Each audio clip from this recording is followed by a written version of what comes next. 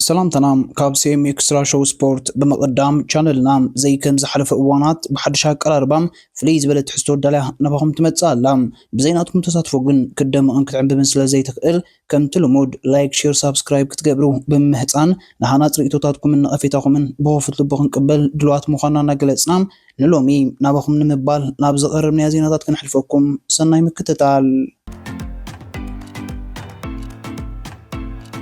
زي كم نايز حلف عمتات كفال ماي مدرخوات حزوا زي مسات ولد الكوين زركب زور فرنسام سوني شوعات تحمل بسال ساي مدرخهم كتسيلو وعلوم أبزا مدرخ دمام تقرر تيم 270 تنت 6 كيلومتر زرح كاتام لناي كسبتا ودر تقرر تيم تربح مدرخام تسرع عام بعوت ماتيو فاندر بوست زازمت قاليت مدركه بركز زبله سنياوتات ترائيلا زحلفت مدركام مع غركار جوناثان ميلان ابلع لبنيام غرماي محرمت بنيام غرماي دمام اتقالي لحليفام دحر صوتام جوناثان ميلان بقطتام نا بنيام بممرح دمام يقريتاك حتى بمخالوم اتمعكنا زينا كشقطو استحاسبه زينا بخلتيهم وغن معرف سلسته قبرلوم انجيرا معكنا زينا عصيهم كبالي كال بنيام غرماي امناي موداتا كيلومتر بركم مسمان يبرو دحري مگጫውም ቃንዛ ከም ሰሰምዖም ዝፍለጥ ኮይኖም ኣብዛ ካልኢት መድረኽ ናሙሉ ጥዕን ወተመሪሲዩ በኹርዓውት ካድን ኣብ መበገስ ሕንፃ ዝተረኺቦም ኣብ ቅድመ ምጅማር ካልኣይ መድረኽ ናይ ዝውድር ተሰኣሰምባዲ ዝነበረ ዜና ጉዳይ ምስራቅ ብሽክለታታት ፈረንሳዊት ጋንታ ኮፊደስ እዩ መንነቶም ብልክዕ ዘይተገልጹ ረቕቲ ድማ 11 ብሽክለታታት ዘኣኽላም ካብዛ ፈረንሳዊት ጋንታ ከም ዘመቱ ተገሊጹ በዚ ምክንያት ድማ ኮፊደስ ኣብ ካልኣይ መድረኽ ንሸሞንተ ተቐረድምታ ይዕጢቃም ናብ ውድድር ከተእቱ ከም ዝተጸገመት እያ ገሊጻ እዘን ዝተሰርቃም 11 ብሽክለታ ዘውፅኦ ዋጋ ድማ 145,000 ዩሮ ከም ዝበጽሕም እቶም ጉሓላሉ ንዝነበረ ውሕስ ክበሃል ዝከኣል ናይ ሓለዋ መከታተል ሴሮም ነተን ብሽክለታ ከም ዝሰርቆዮም ገሊጻ ኣብ ዙር ፈረንሳ ምስራቅ ናይ ጋንታታት ብሽክለታ ከጋጥም ሎሚ ናይ መጀመርያ ኣይኮነን ዝሓለፈ ዓመት እውን ብተመሳሳሊ ፈረንሳዊ ጋንታ ቶታል ኢነርጂ 11 ብሽክለታታት ምስ መቀየራ ኣቑሑ ከም ዝተለዓለ ኣይርሳዕን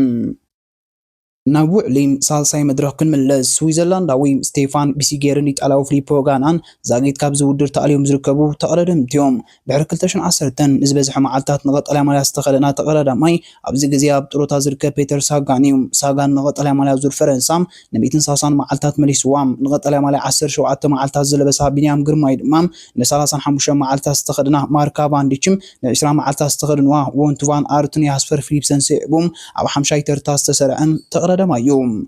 እዛ መድረኽ እውን ከም ናይ ዝሓለፈ መድረኽ ብዝናብና ተሰኒት ውድድር ፈሊማም ኣብዛ ውድድር ኣባላት አልፔሲን ማቲዩ ቫንደር ፑልን ያስፈር ፊሊፕሰንን ከም ደቂ ሓንቲ ጋንታ መበል 26 ጾቶኦም የካይዱ ኣለዎም ስሎቬናዊ ታዴ ፖጋቻም ኣብ 422 ናይ ፕሮፌሽናል ጸወትኦም ኣብቶም 218 መራሒ ናይቲ ውድድር ዝለብሳ ማልያ ተኸዲኖም ነዛ ሳሰይት መድረኽ ቤልጂማዊ ቲም ሚልነር ክዕወተላዩ ዝለዓለ ግምት ተዋሂቦም ነቲ ሚልነር ሲዕቦም ድማ ጆናታን ሚላን ያስፈር ፊሊፕሰን ቢንያም ግርማይ ጆርዲ ሚስ ዕውታት ናይዛ ሳሰይት መድረኽ ኮኑ ተገሚቶም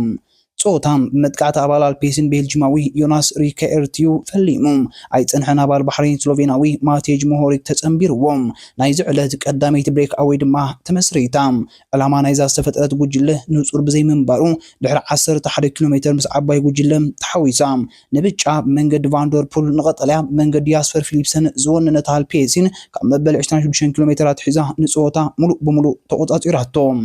ዝበዝሐ ጽርግያታት ናይዛ መድረኽ ዝሃደሙ ቀርቡ ሕላ ዝኽእሉ ዓቐበታት ይኹን ኩርባታት ዝወሓደ ሰጣሕ ጎልጎል ብምንባራም ዓባይ ጉጅለ ንዝበዝሐ ጽርግያ ናይዚ ውድድር ብሓባር ክትጓዓዝ መሪጻም ነዚ ውድድር ኣብ ናይ ግዜ ክዕወተሉ ተሓፂ ዝርከብ ታዴ ፖጋቻም ኣብ ዝጀመሮ 107 መድረኻት ዙር ፈረንሳ ኣብ 49 መድረኻት ምስ ብሉጻት 10 ብምዃን ውድድሩ ዛዚሙ ብዘይካዚ ታዴ ፖጋቻም ኣብ ንጡፍ ውድድራት ኣብ ዝርከብ ተቐዳደምቲ ብዘመዝገቦም 26 ናይ መድረኽ ዓወታትን ግራንድ ቱር ኣብ ቅድሚት ስራዕ ተቐዳደማዩ ተቀረደምቲ ነታ መበል 118.2 ኪሎሜትር ዝነበረት ናይ ኢንተርሜዲየት ቅርጽበታዊ ውድድር ኣብ ዝቀራረቡ ዝነበሩ ግዜ ናይዚ ናይ ሎሚ ዓመት ውድድር ተዛዕበየ ክኸውን ዝኽእል ዜና ተኸሲቱ ዕዉት ቀዳይ መድረኽ ወናኒ ቀጠልያ ማልያን ናይዚ ውድድር ቤልጂማዊ ያስፈር ፊሊፕሰን ኣብ ሮታ ኣባል ኮፊድስ ብራያን ኮካር ድሕሪ ምህራሙ ወዲቑ መውደቕቱ ሕማቕ ብምንባሩ ድማ ሓገዝ ናይ ሓካይም ድሕሪ ምርካቦም ካብዚ ውድድር ምእላዩ ብኮሚሽን ናይዚ ውድድር ተሓቢሩ እዛ ፍጻመ ድማ ንመቕረት ናይዚ ውድድር ከተጉድል ትኽእል ክለቡ አልፔሲን መላይ ፊሊፕሰን ካብ ዝውድር ሲዕቦም ናብ ፓላቢም ክትሰግርያ ናይዛ ጋንታ ፕላን ቢም ክኸውን ዝኽእል ድማ ብመንገዲ ማቲዩ ቫንደር ፑል ኣብ ቀጠልያ ማልያ ምውድዳር እዩ ያስፈር ፊሊፕሰን ነቶም ኣብ ቀዳማይ መድረኽ ውድድሮም ዘቋርኡ ስቴፋን ቢሲገርን ፊሊፖ ጋናን ስዒቡ ድማ ሳልሳይ ካብ ዝናይሎም ዓመት ውድድር ዙር ፈረንሳ ዝተኣለየ ተቐዳዳማይ ኮይኑ ያስፈር ፊሊፕሰን ካብ ናይ መወዳእታ ሸሞንተ ናይ ግራንድ ቱር ስታፊኦም ንሳልሳይ ግዚኡ ክዛዝሞ ኣይከኣለን።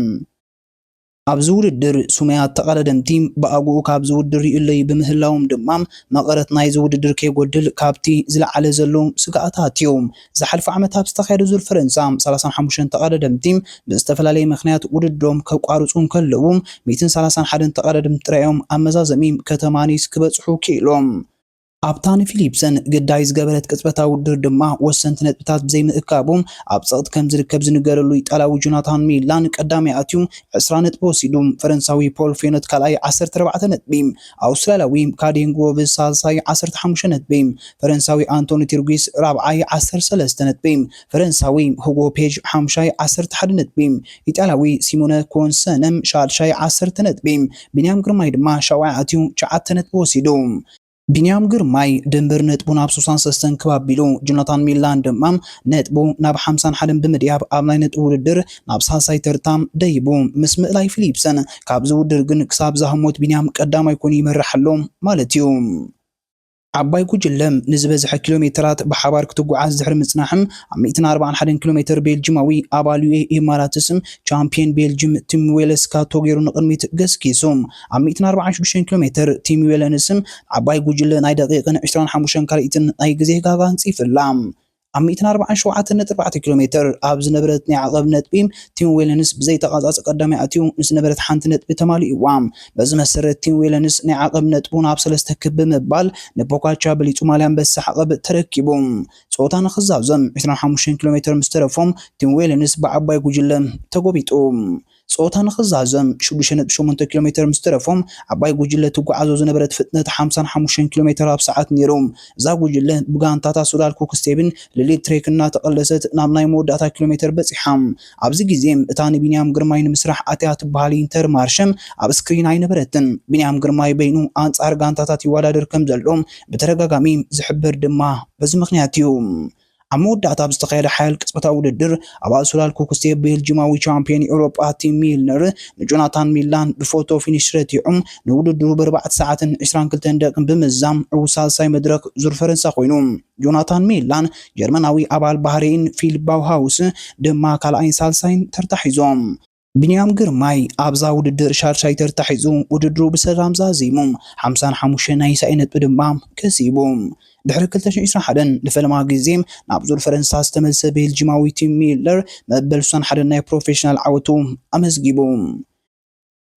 عود كلاي مدرغ هولنداوي ماتيو فاندربول ب12 ساعات 55 دقيقة 37 كاليتن مريحنت نايز وددر أكيبوم سلوفيناو تادي بوكاتشام بربعة كالي دحرو كالاي دنماركاو يوناس فينغارد بشودشا كالي دحرو سالسايتر تحيزلهم بنت بيم إتالاو جوناتان ميلان بسماي حدنت بي مريحنت بمحازم كتالي مالام كابي أسفر فيليبسن تركيبوم بنيام غرماي ب7 شوعات نت بي كالاي ترتاك حزن كلهم بيلجيماوي تيم ميلنر دما ب36 نت بيم سالسايتر تحيزلهم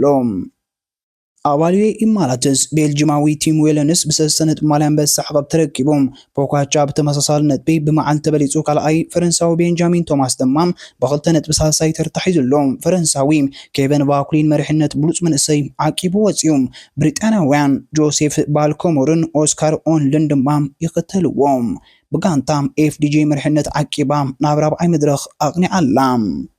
زور فرنسام سولوس شومون تحمل براو عام درخو كقصليو ابزا مدرخ دما تقدم تيم 274 نت بكلت كيلومتر زرحقتا وددر ككايديوم مدبنا كسع موداتا بمكتالكم دقيمنا ندامسغنا ابزا قصل فيديونا كساب نراخب كم تلمود لايك شير سبسكرايب بمكبار لونتكم دغفكم ناي فلينا ندابلنا لوم زدالنا تحستو ابزن زازم سلام